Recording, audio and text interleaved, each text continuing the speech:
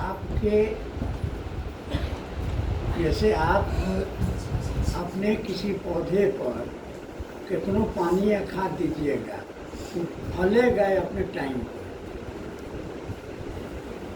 आपने आपके भी कई हजार कर्म जन्मों का कर्म फल है।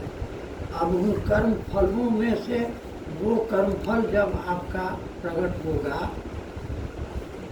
गुरु की दया वहाँ, जो सिस्टम चल रहा है उस सिस्टम को वो ब्रेक नहीं ना करेंगे। जब वही सिस्टम को ब्रेक करने लगेंगे तो फिर उनका जगत चलेगा कैसे? उस सिस्टम के तहत आप तो जब जैसा होना है गुरु होगा।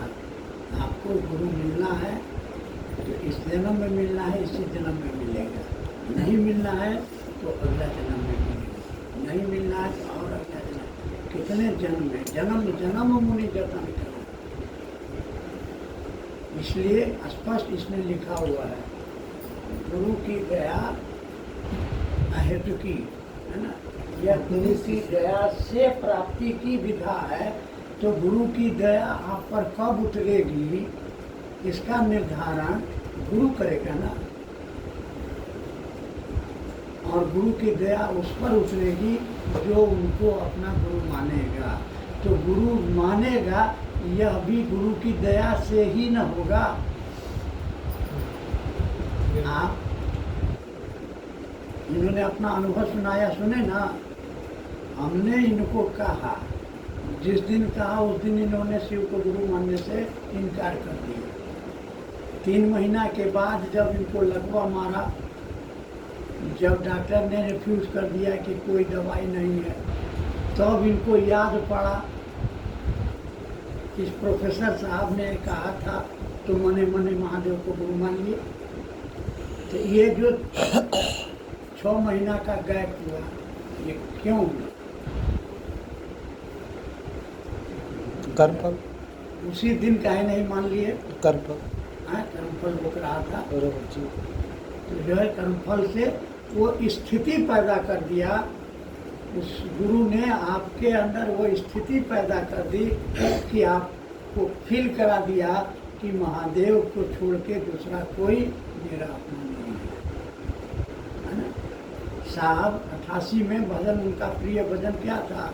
मेरा कोई न सहारा बिन तेरे, झूम झूम के रो रो के गाते थे। मेरा कोई न सहारा बिन तेरे, गुरुदेव समरिया में।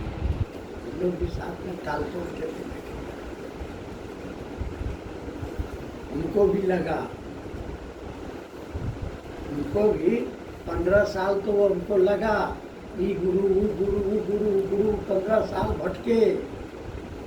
उसके बाद शिव को गुरु बनाए 74 में, और 82 में यानी 8 साल के बाद मधेपुरा में उनको किसी ने कहा कि हम तो जानते हैं कि महादेव गुरु है। तो वो लिखते हैं, इसमें किताब में लिखा हुआ है ना कि गुरु मानने के 8 साल के बाद मुझको मालूम हुआ कि महादेव गुरु है। 8 साल तक उनको भी पता नहीं था। और गुरु क्या करता है? तो 82 में उनको अनुभूति हुआ। जब वो प्रसाद चढ़ाने गए तो क्या बोले? कौन मंत्र पढ़े? बुढ़ो इज्जत रखी। वो मानसिक स्थिति क्या थी? 250 आदमी तमाशा देख रहा है। हल्ला हो गया था कि मजिस्ट्रेट साहब आज महादेव को प्रसाद खिलाएंगे, अगर नहीं खाते तो सोचिए कि कितना इज्जत का भंटाधार होता। मन की क्या स्थिति थी?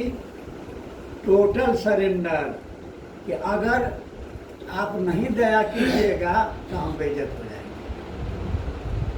उस स्थिति में उनके मुंह से निकला था।